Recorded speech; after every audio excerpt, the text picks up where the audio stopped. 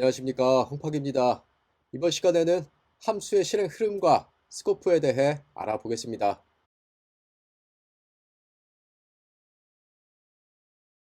우리는 이전 시간 일련의 코드 묶음, 함수에 대해 알아보았는데요.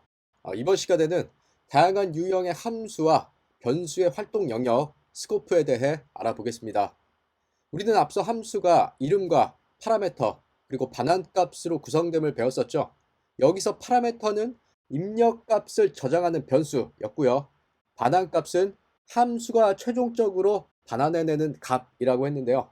파라메터는 필요에 따라 존재하지 않을 수도 있고요. 또 한 개 혹은 그 이상이 될 수도 있습니다. 필요에 따라 개수를 지정할 수 있는 거죠. 반환값의 경우도 마찬가지인데요. 일반적으로는 반환값을 가지지만 때때로 반환할 값이 없는 경우도 있습니다. 자, 그런 경우에는 리턴 키워드를 생략할 수도 있죠. 자, 파라미터의 개수와 반환값의 유무를 유연하게 결정할 수 있는 겁니다. 자, 추가로 덧붙여서요. 함수 학습에 있어서 또 중요한 개념이 하나 있습니다. 스코프, 즉 변수의 활동 영역입니다. 함수에 선언된 파라미터 또는 함수 내부에 정의된 변수, 즉 지역 변수는요. 그 활동 영역이 자신이 선언된 함수 내부로 한정이 됩니다. 자, 무슨 말이냐? 자, 만약에 여러분이 A조의 조장이다 라고 한다면 그 조장의 역할은 어디서만 할 수 있는 거죠? A조에서만 할 수 있는 거죠. 마찬가지로 파라메터와 지역 변수의 경우는요. 자신이 속해진 함수에서만 활동을 할 수 있다. 이렇게 설명할 수 있겠습니다. 다양한 함수의 실행 흐름과 스코프에 따른 결과 분석, 그럼 실제 코드를 통해 연습해 보도록 하죠. 자, 함수의 실행 흐름과 스코프 실습 진행하도록 하겠습니다. 자, 이번 실습에서는 다양한 함수를 만들어 볼 거고요. 자, 그 실행 흐름을 각각 따라가 보면서 변수의 활동 영역 스코프 개념까지를 함께 확인해 보겠습니다. 자, 그럼 먼저 기본 폴더를 추가하도록 할게요. 05 functions 폴더를 만들어 주고요. functions.html 만들어 주고 강의 하단부에 있는 링크에 첨부된 HTML 문서를 복사 붙여넣기 해서 진행하면 되겠습니다. 자, 그러면 이게 잘 수행이 되는지 라이브 서버를 통해서 확인해 봐야겠죠.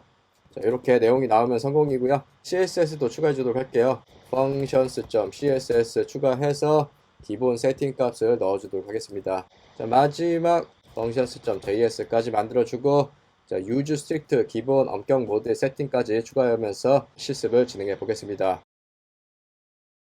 자, 그럼 제일 먼저 확인해 볼 건 뭐냐? 이제 함수의 개념인데요. 자, 우리 이전 시간에 배웠었죠. 함수는 뭐였다? 일련의 코드 묶음이었다. 그래서 코드를 재사용할 수 있게 도와주는 그러한 문법이었고요. 자, 기본적으로 입력값에 따른 결과를 반환하는 형태를 가지고 있다. 자, 그리고 함수가 호출될 때 실행의 흐름이 새롭게 함수 내부로 이동한다.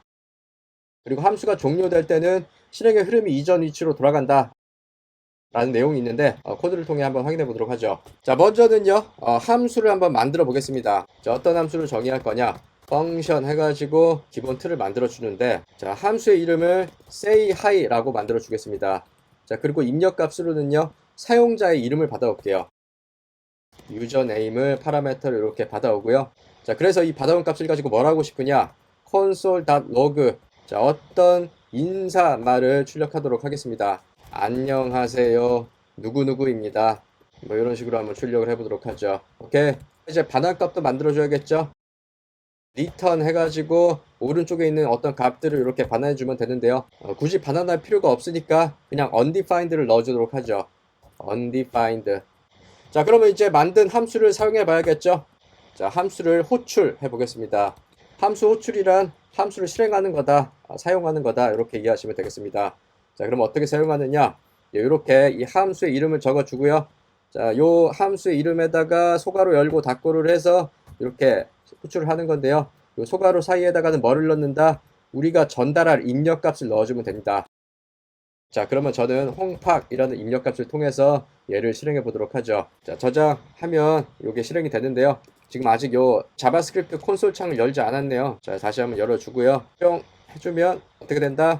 안녕하세요, 홍팍입니다 가 출력이 되는 걸 확인할 수 있습니다.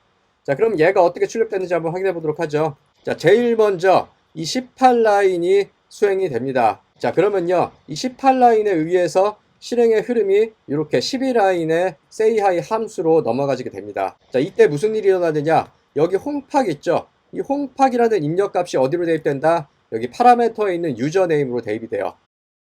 자, 그래서 이렇게 이 파라미터 유저네임에는 전달값 홈팍이 이렇게 대입이 되는 거고요. 자, 그리고 나서 실행의 흐름이 요 13라인으로 넘어가지게 되고요.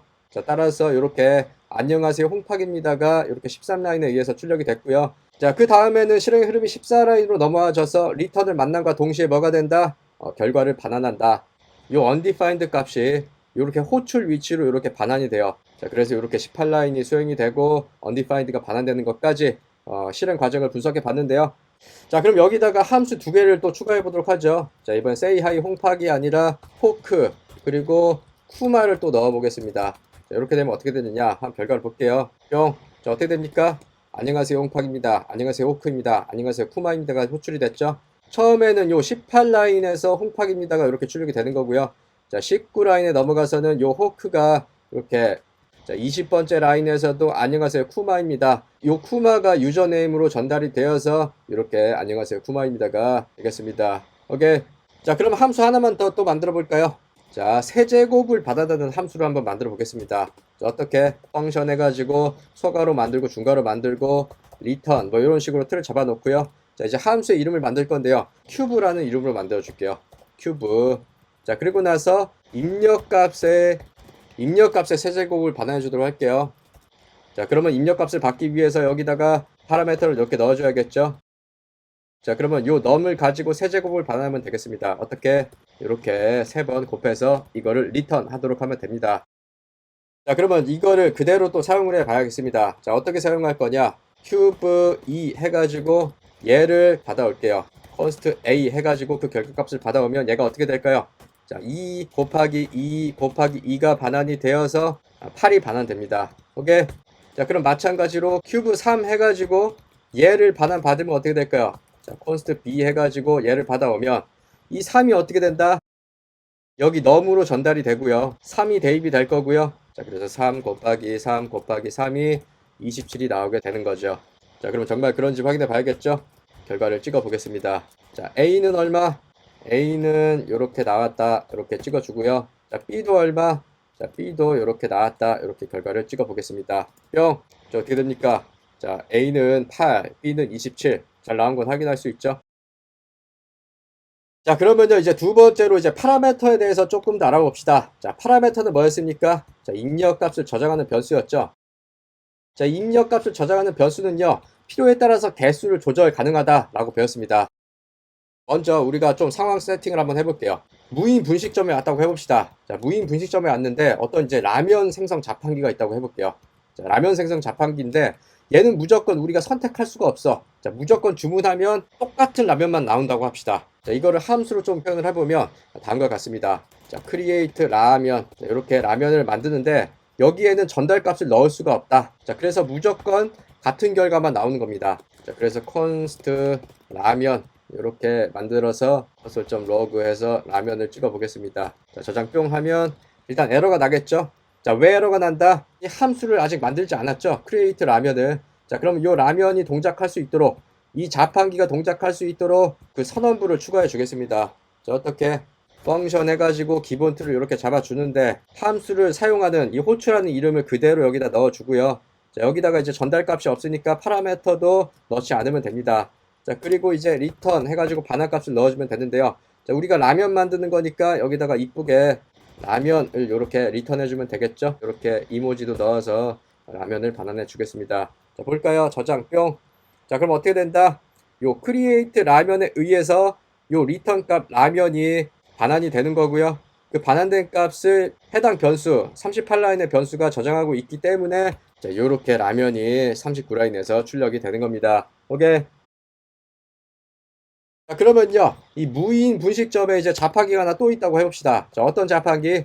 자, 이번에는 만두를 만들어주는 자판기가 있다고 해볼게요. 고기 만두 또는 김치 만두 등등등을 입력값으로 받을 수가 있다라고 해봅시다. 그거를 코드로 한번 표현해 볼게요. create 만두. 여기다가 뭐 고기 만두를 받아올 수도 있고요. const 만두 1. 자, 그리고 create 만두 자, 김치를 주재료로 해서 이렇게 const 만두2. 자, 김치 만두를 이렇게 만들어 줄 수 있다 라고 한번 가정을 해볼게요. 자, 저장을 딱 하면 에러가 납니다. 왜? 요 create 만두라는 함수가 지금 없기 때문인 거죠. 자, 따라서 함수를 추가해서 해당 코드가 동작하도록 만들어 주겠습니다. 자, 기본 틀을 이렇게 잡아 주고요. 자, 여기다가 create 만두라는 이름을 넣어 주고, 이제 요 입력값 고기인지 김치인지를 받아올 수 있게 ingredient. 자, 여기다가 이제 고기인지 김치인지를 받아오게 되는 거죠. 자, 그리고 나서 우리가 원하는 만두를 반환해 주면 되겠습니다. 자, 이렇게 이모지 넣어서 재료와 관련된 만두를 반환해 주도록 할게요. 오케이. 저장하면 어떻게 된다? 에러가 사라진 걸 확인할 수 있습니다. 자, 그러면 출력을 해봐야겠죠? 만두 1과 만두 2에 어떤 만두가 만들어졌는지 console.log 해가지고 찍어보면 되겠습니다. 만두 1을 찍어보고요. 밑에는 만두 2를 딱 찍어보면 어떻게 된다? 뿅. 자, 여기 47라인에서 뭐가 나왔다? 요 고기 만두가 나온 거고요. 여기 48라인에서는 김치 만두가 이렇게 출력이 된 겁니다. 자, 이번에는 김밥을 만들어 봅시다. 자, 근데 이번에는 재료를 두 개를 선택 가능한 함수로 만들어 보겠습니다. function create 김밥 해가지고 재료를 A랑 B를 이렇게 두 개를 받아오도록 하겠습니다. 자, 이 콤마를 통해서 파라미터를 두 개 선언한 거예요. 자, 두 개를 입력 받도록 해주고 return. 자, 보기 좋게 이모지 하나 넣어주고요. A 재료와 B 재료가 함께 들어가 있는 김밥을 return 해주도록 함수를 만들어 주겠습니다. 자, 그럼 함수를 만들었으니까 얘를 사용해 봐야겠죠. create 김밥 해가지고요. 하나는 참치를 넣고요. 자, 두 번째는 김치를 넣어서 참치 김치 김밥을 받아오도록 하죠. const 김밥 1에다가 이렇게 저장을 하고요. 자, 얘를 console.log로 찍어보면 나오겠죠. 뭐가? 참치 김치 김밥이 출력이 될 겁니다. 뿅. 자, 어떻게 됐다? 자, 이렇게 함수 호출을 통해서 참치와 김치를 요 A와 B의 파라미터로 전달을 해서 참치 김치 김밥을 만들어서 그거를 여기로 받아왔고요. 그 김밥 1의 결과를 출력한 게 뭐다? 요거 참치 김치 김밥이 이렇게 나오게 되는 걸 확인할 수 있습니다. 오케이. 자, 그러면 세 번째 중요한 개념을 또 배워보도록 하죠. 자, 어떤 개념? 자, return이라는 키워드, 즉 함수 종료와 함께 값을 반환하는 요 키워드에 대해서 알아보도록 하겠습니다. 자, 이 return 키워드는요, 우측에 있는 값을 반환하는 키워드입니다. 자, 우리 앞서서 보면 여기 return이 있고요. 그 오른쪽에 어떤 값들이 있었죠? 이거를 반환하는 거죠. 오케이? 자, 그런데 말이죠. 이 return 키워드는 항상 써야 되느냐? 아닙니다. 생략할 수도 있어요. 자, return 키워드를 생략할 때는요, undefined를 자동 반환하게 되어 있습니다. 자, 이거에 대해서도 한번 확인해 볼게요. 자, 다음과 같은 테스트 함수를 만들었습니다. 자, 이 테스트 함수는요, 나는 값을 반환하지 않아를 출력한 다음에요, undefined 값을 return 하도록 작성되었습니다. 자, 그럼 이거를 호출해 봐야겠죠? 호출해 가지고요, 그 결과 값을 result 변수에 담아 보겠습니다. 자, 그래서 얘를 찍어 보면요, 어떻게 된다? 자, 다음과 같이 undefined가 66 라인에서 출력되는 걸 확인할 수 있습니다. 자, undefined는 어디서 반환이 됐는데요? 자, 여기에 요 테스트 함수가 종료가 될 때 return과 동시에 undefined가 반환이 되었다라는 겁니다. 자, 그런데 이 undefined는 뭐 할 수도 있다? 생략할 수도 있다고 했었죠. 자, 따라서 얘를 주석 처리하거나 아니면 그냥 이렇게 지워버려도 돼요. 자, 지워버리고 실행을 딱 해주면 그래도 어떻게 된다? 결과가 똑같이 undefined가 반환이 되는 걸 확인할 수 있습니다. 자, 왜? 자, return을 생략하면 undefined가 자동 반환된다 라는 게 룰이기 때문에, 법칙이기 때문에 그런 겁니다. 오케이? 자, 그래서 필요에 따라서 return을 생략할 수도 있다 라는 것까지 기억해 주시면 되겠습니다. 자, 그러면 마지막 개념 스코프에 대해서 알아보도록 하죠. 자, 스코프는 이제 변수의 활동 범위인데요. 자, 이거를 이해하기 위해서는 이제 여러 가지 내용들을 알아야 됩니다. 자, 첫 번째, 자, 프로그램은 실행 흐름에 따라 변수를 관리한다 라는 개념을 알아야 되는데요. 자, 그럼 어떻게 관리하느냐? 자, 먼저 함수가 호출될 때는 파라미터와 지역 변수를 만든다. 자, 함수가 종료될 때는요, 파라미터와 지역 변수를 제거한다 라는 개념을 알아야 됩니다. 자, 그럼 실제 코드를 통해 이게 어떤 말인지 알아보도록 할게요. 자, 먼저 함수를 만들어 보겠습니다. 자, 요렇게, 자, change parameter x라는 이름을 가진 함수를 이렇게 만들었고요. 요러요러한 함수 되겠습니다. 자, 리턴 값이 없으니까 undefined를 반환하겠죠. 자, 아무튼 이렇게 만들었을 때 이제 뭘 하고 싶은 거냐? 자, change parameter x 이렇게 30을 이렇게 호출해 보고 싶은 겁니다. 오케이? 자, 그럼 어떤 일이 일어나는지 확인해 볼게요. 뿅. 자, 어떻게 됐습니까? 자, 여기 x는 33이라는 값이 출력이 됐죠. 자, 그럼 이게 어떻게 된 건지 또 분석해 보도록 하죠. 자, 먼저 여기 77 라인이 이렇게 수행이 됩니다. 자, 그러면 어떻게 된다? 자, 그러면 실행의 흐름이 여기로 넘어가지게 되는 거예요. 이렇게 72 라인으로 실행의 흐름이 넘어져서 요 파라미터 x에 뭐가 대입된다? x에는 여기 입력값 30이 이렇게 대입이 되는 겁니다. 오케이? 자, 이렇게 함수가 호출될 때 입력값을 가지고 파라미터가 만들어지는 거예요. 어디에? 요 함수 영역에 말이죠. change parameter x라는 함수 영역에 얘가 만들어지는 겁니다. 오케이?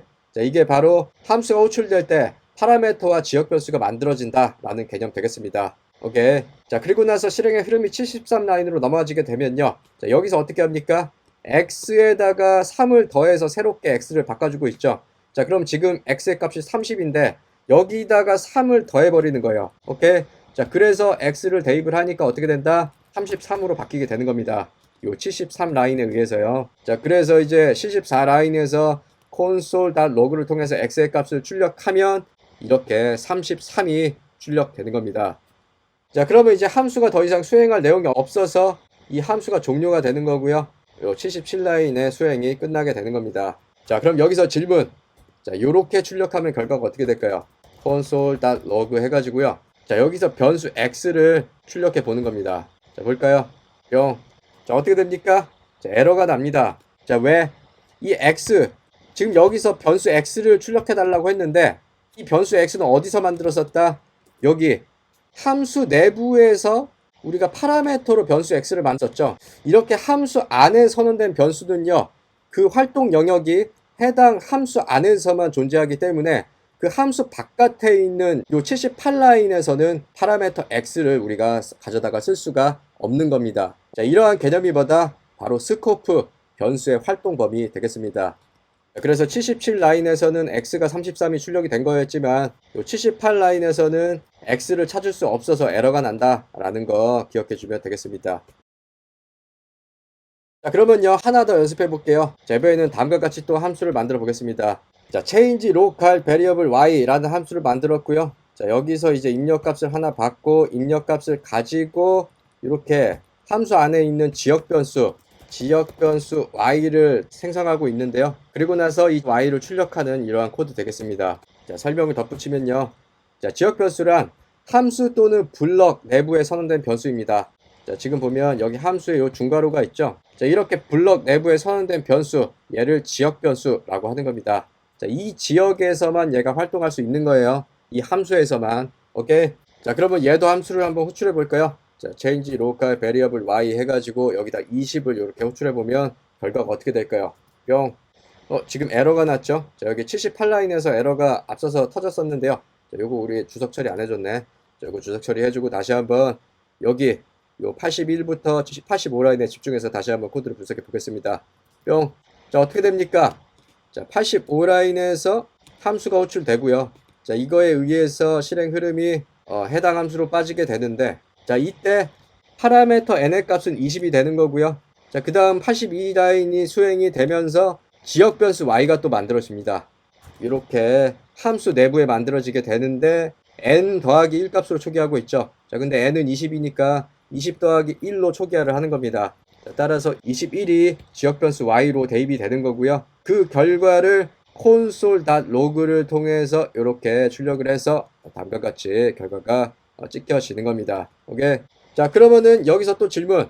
자, console.log 해가지고 여기서 y 값을 찍을 수 있다 없다? 없다. 이 y는 어디에서 움직이는 애다? 지역 변수, 즉 요 해당 함수 내부에서만 쓸 수 있기 때문에 이 함수 바깥에 있는 요 y는 출력할 수가 없다라는 거. 이렇게 에러가 터진다는 거 같이 확인해 주면 되겠습니다. 자, 그러면 마지막 세 번째 상황, 이름은 같지만 스코프가 다른 경우에 함수의 실행 흐름이 어떻게 되는지를 확인해 보겠습니다. 자, 빠른 진행을 위해서 준비된 코드를 복사 붙여넣기 해주도록 할게요.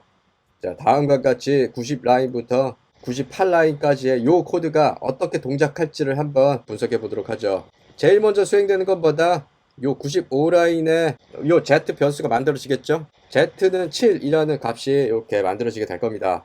자, 그리고 나서 실행의 흐름이 이동하겠죠. 자, 그래서 요거를 출력합니다. 자, 글로벌 Z는 얼마다? Z다. 그래서 여기서 이제 7이 출력이 될 겁니다. 자, 이어서 실행의 흐름은 97라인으로 넘어가지는데, 자, 여기서 뭐가 호출된다? 요 change local variable z라는 함수가 호출이 되는 겁니다. 자, 그러면 여기가 이렇게 함수의 영역이 호출이 되는 거고요. 자, 그럼 실행의 흐름이 90라인으로 이렇게 점프를 뛰게 되는 거예요. 자, 그러면 점프를 뛸 때 요 입력값 3이 어디로 대입된다? 요 파라미터 n으로 대입된다. 자, 따라서 요 함수의 내부 영역에 n이라는 변수가 만들어지고 요 전달값 3이 이렇게 대입이 되는 겁니다. 오케이? 자, 이어서 이제 91라인으로 실행의 흐름이 넘어가지면 지역 변수 z가 또 만들어지는데요. 자, 이렇게 n의 값을 가지고 만들어지는데 n이 지금 3이니까 마찬가지로 z도 얼마? 3이 됩니다. 오케이? 자, 그래서 92라인을 통해서 로컬 z의 값이 얼마로 출력된다? 3으로 출력이 되는 겁니다. 오케이? 자, 그럼 더 이상 수행할 함수가 없죠? 자, 그러면은 함수가 종료가 되고 실행의 흐름은 97라인을 다 끝내게 되고 이제 98라인으로 넘어가지게 됩니다. 자, 그래서 여기서 이제 Z를 출력하는데, 자, 여기서 이 Z는 뭐가 출력된다? 요 95라인에서 만든 변수 Z가 출력이 되는 겁니다. 자, 따라서 여기가 7이 이렇게 됩니다. 자, 정말 그런지 저장 한번 해볼게요. 뿅. 자, 어떻게 됐다? 자, 여기 96라인에 의해서 뭐가 출력됐다? 7이 출력이 된 거고요. 요 97라인 속에 92라인에 의해서 3이 출력이 되는 겁니다. 요렇게요. 자, 그리고 나서 다시 또 98라인에서 요 7이 출력이 되었다는 거, 이 실행의 흐름을 기억하면 되겠습니다. 자, 포인트만 정리하면요. 이 96라인에서는 이 Z가 보여요. 95라인에서 만든 요 Z가 보이는데, 실행의 흐름이 요 함수 내부로 빠져 들어갔을 때, 요 내부로 빠져 들어가서 얘를 수행할 때는 이 내부에서만 변수가 보인다는 거예요. 자, 그래서 여기서 출력하는 이 Z는 요 91라인에 선언된 Z지 95라인에 선언된 Z가 보이지 않는다라는 거 이렇게 기억하면 되겠습니다. 자, 이러한 개념이 뭐다? 바로 스코프, 변수의 활동 영역이라는 거 정리하면 되겠습니다. 오케이. 자, 그럼 지금까지 배운 내용들을 먼저 정리해보면, 자, 함수는 뭡니까? 일련의 코드 묶음이다. 자, 그리고 이제 파라미터는 입력값을 저장하는 변수인데 이렇게 없을 수도 있고, 자, 파라미터가 한 개일 수도 있고, 파라미터가 2개 이상일 수도 있다. 필요에 따라서 우리가 만들 수 있다 라는 개념이 있었고요. 자, 이 리턴 값은 함수를 종료시킴과 동시에 우측 값을 반환한다 라는 거. 자, 근데 생략할 수도 있다 라는 것까지 정리하면 되겠습니다. 자, 마지막 변수의 활동 범위 스코프, 실행의 흐름을 따라가면서 어떤 변수가 보여지고 어떤 변수는 보여지지 않는가 라는 걸 주의해서 확인해 주시면 되겠습니다. 자, 그럼 끝으로 간단한 퀴즈를 내어 드리면서 이번 강의를 마치도록 하죠. 오케이.